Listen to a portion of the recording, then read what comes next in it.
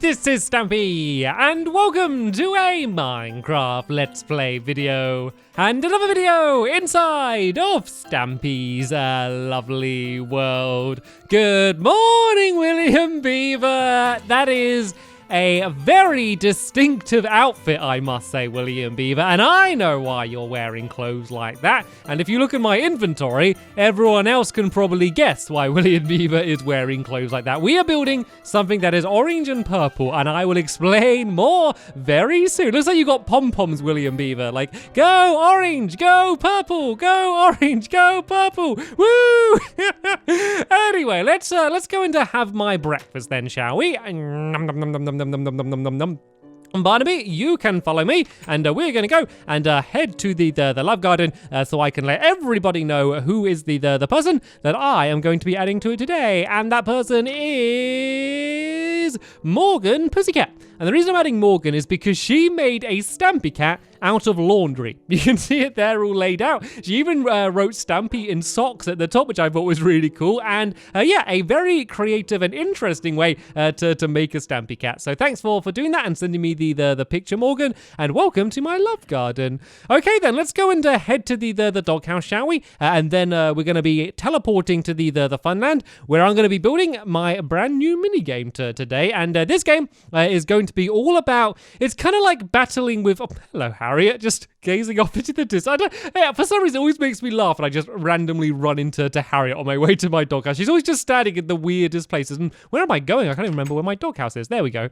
Yeah, today we're building a game which is, it's kind of like a bow battle game. I don't have a name yet, so at the moment I am calling it bow battle. It might end up that, it might not, and Benton, you can come with me. And yeah, it's more about being evasive and dodging when people are shooting arrows at you, and then being very accurate to hit them, because it's not about trying to take someone out with a bow and arrow. It's about trying to kind of knock them off a platform, but you only have 3 arrows to do it with, and then you got to kind of pick up each other's arrows as you play. And yeah, that's pretty much the gist of it. But it's really all about being very accurate and being very good at evading. So I'm not entirely sure how good I'm gonna do at the game, but I think it's gonna be really fun. I think it's gonna be a really good action-packed game, like from the very second you begin. So for that reason, I'm really looking forward to it. But yeah, Benton, let me slide you in there. I'll see you on the other side, William. Button number 2 today should take us to where we want to go. So yeah, see you on the other side. Let's go and press the button down here and go and head off to the funland. Okie dokes, I think we should just about have arrived there. So Benton, you can come with me and let me show you where we're going to be building. So we're kind of right here next to the brick breaking game, stone making, brick breaking, whatever that game's called, something along those lines. And yeah, this is where we're going to be building. So it's going to be I guess a very traditional Stampy game. Hello, William Beaver. You teleported very quickly behind me. So yeah, I guess it's going to be a very traditional Stampy color game, like theme game, sorry, where it's going to be like half one color and half another color. One sec. Did you see that? I think we have a shark going around in pirate plunder. Fizzy, don't worry about it. Don't worry about it. For Fizzy, we're over here building. Feel free to join in if you want to. Hello, Fizzy. We're over here if you want to join in. If not, carry on swimming. Anyway, who knew that elephants can swim quite so well? So yeah, anyway, let's get building then, shall we? So I'm going to mark out the dimensions so we can get started, and then I'm going to explain a little bit further. So we need to go, the entire thing's like 27 by 13, but it's obviously going to be split into the 2 different colors. So let's do half purple. So if it's 24 along, that means we should have 13 blocks on either side and then 1 block in the middle. So let's go 1, 2, 3, 4, 5, 6, 7, 8, 9, 10, 11, 12, 13, and then the middle here, and then 1, 2, 3, 4, 5, 6, 7, 8, 9, 10, 11, 12, 13. And William Beaver, please feel free to double check that is actually 27 blocks along before I build the entire game and realize it's the wrong size. Right then, let's now go along this way, and we should go 13 blocks along this way. So we got 1, 2, 3, 4, 5, 6, 7, 8, 9, 10, 11, 12, 13. And then this kind of should be the outline. And so let me talk a little bit more about how this game's going to work then. So you're gonna go up to, oh no, this is the wrong color. You're gonna go up to the top into like a little room, which is gonna be higher up. Are we all good? Are we all okay with the right dimensions? We are all set. Right, let's carry on then. Okay, thank you very much, Fizzy Elephant. So you go up into a little room, which has got a glass window so you can see out into the arena. You then drop down onto like a 1 block wide ledge, basically a very thin ledge, and then you're gonna be going back and forth on the ledge and trying to knock the other person off. Then if you get knocked off, you go back outside of the game, and then you go back up the other side and basically kind of start the entire thing again, basically. And then it's the first person to knock the other person down 3 times is going to end up being the winner. And whoa!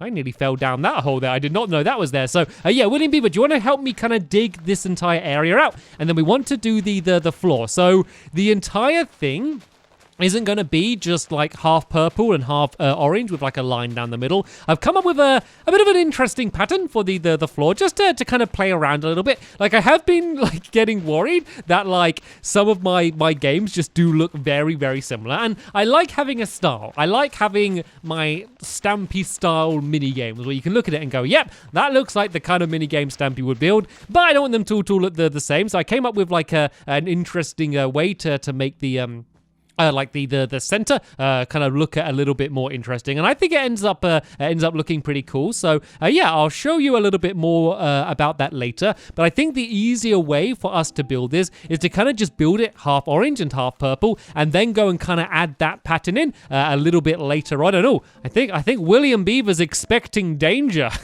getting ready in the diamond armor already. So yeah, let's go and fill in the ground a little bit further, and then we can kind of start building in where the actual part of the game's going to be. So this is going to be like the entranceway here, and then there's going to be a doorway in this section here, which is going to kind of, this isn't going to be the entrance to the game. This is kind of the exit for when you fall down. So the platform is going to be here like this, and then it's going to be black along the top, just to kind of make it stand out a little bit more. So this is going to be where you're going to be actually standing on when you're firing the arrows like this, and then there's going to be a wall which is going to be all on the back area like this. And this wall is crucially important because basically this means that every time someone shoots you with an arrow and they miss you, the arrow is going to be stuck on the wall. What that means is then you can go and grab the arrow. So there's going to be a lot of strategies. It's not just about who has the best aim. You need some strategies because, for example, you might try like just sprinting back and forth across here just to try and make it so they miss you. And then you can grab their arrows and you could maybe build up 6 arrows rather than 3 and then try and shoot them all back rapid fire to make sure you get them. Or you could try and just shoot them really quick at the beginning. Also, when like they first drop down, you could try and get them then, when they might not be expecting it. So there is kind of a few different ways you can kind of play the game, which is I think is the way it's going to be kind of kept exciting every time you go and play the game. There's also something else I haven't really spoke about too much.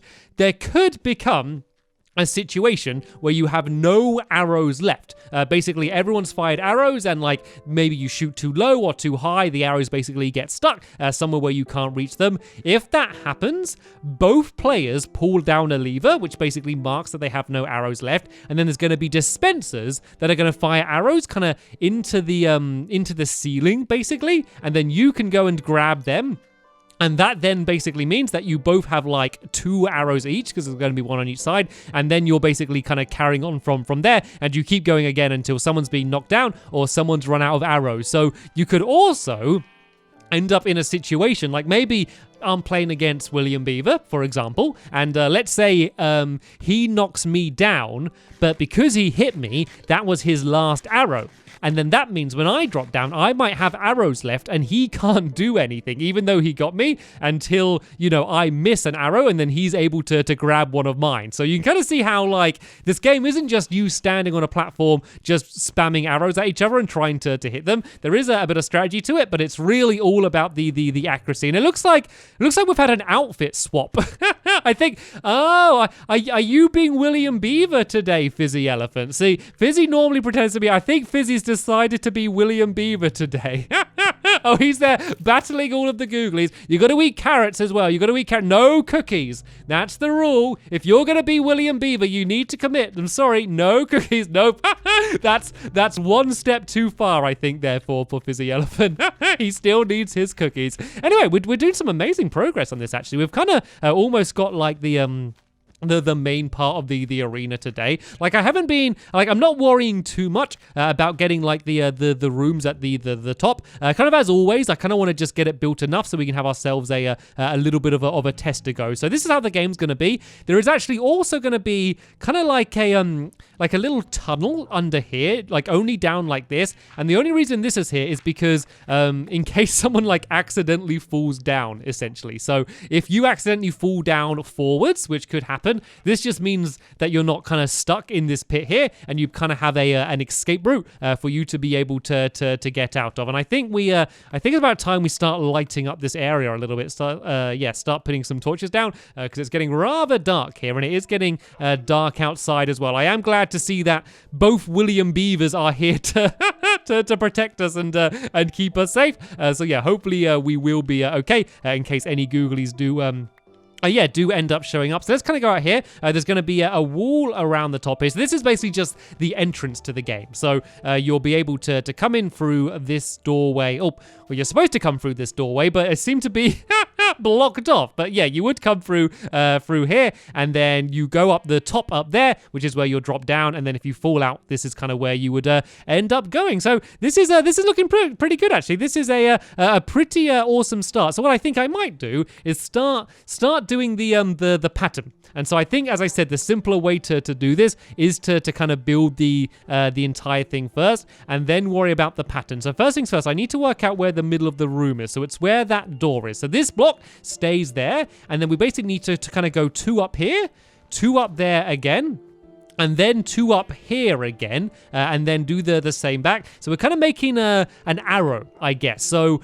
this is basically just going to be like a black outline for the arrow. I did originally, when I was kind of planning the design, do it without the black outline, but it all kind of like blurred into one, I guess. Like orange and purple are a bit of a weird combination of colors, and I think it does look better with the black outline. It kind of makes it stand out more. So you'll see, if I do it like this, I basically now got 2 arrows, one pointing that way and one pointing that way. But then what we're going to do is we're going to break away all of the wall on the inside here, including this along here. Like, no, sorry, Benton, sit down. I'm sorry, didn't mean to do that. We're going to break away all of this here like that, and even this one here like this, and then we're going to fill this in with orange. So it's kind of as if like the orange is attacking the purple, and then the purple is attacking the orange, but like just in the floor pattern, as if they're trying to evade each other. And it's also kind of like arrows shooting at each other, kind of like, like you are in the game. So that's the idea behind the design. You could try and put some meaning to it. I mainly just thought it looked cool, if I'm honest, and I think it does. I think it does look pretty cool. So let's go and fill in all of this here with the kind of the remainder of the purple wall I have. I don't think that looks good. Doesn't this just make the entire thing kind of just stand out a lot more than it did before? But we're going to carry the pattern on. We're going to carry the pattern on, so it kind of goes up the wall as well. So let's get rid of this black line for now, because that might kind of just end up confusing me. A lot of things confuse me, so that black line might end up confusing my my simple brain. But I'm going to leave that there to mark the middle. But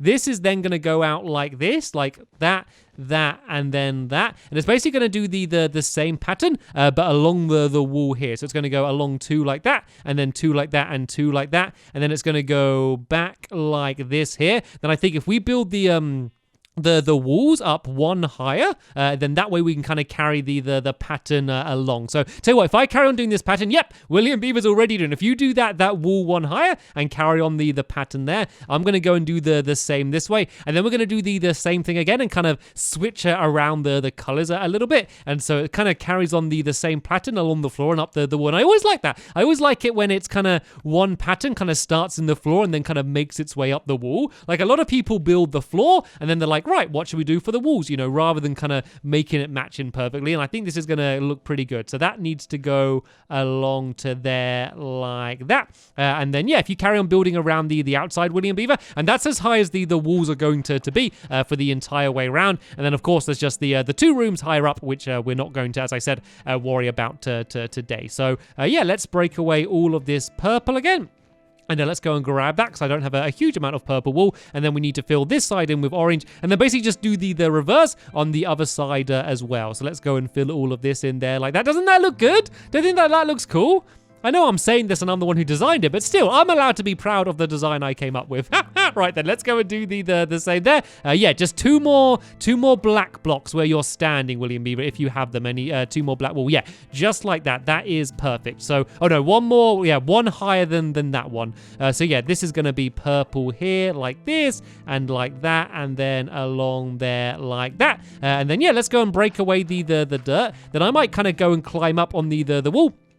Just like William Beaver is, because that's just going to be a good place to see the game from, to be honest, and just see what it's kind of ended up looking like. So I don't want to pile dirt up somewhere. So let's go outside here and pile dirt up here, so then you won't be able to see it. I don't want to make a mess out of it. I just built it, and there we go. That's kind of the pattern. So you can see how it very almost just ended up like a load of my other games. Let's see if I can find an example. I guess the slime one a little bit, but quite a lot of my games are kind of split like this. But I think doing that pattern really does make it stand out. And of course, it's the same for the outside over there as well. So let's have a bit of a tester game then, shall we? Let's go and have a little bit of a tester go, just to see whether it is any fun. So for now, I'm just going to add down like in the corner here blocks so we can jump up, because otherwise you wouldn't be able to do that. I also want to kind of make sure Benton's going to be okay, because we are going to be shooting arrows at each other, and I want to make sure that he's fine. I think he's going to be fine sitting out there.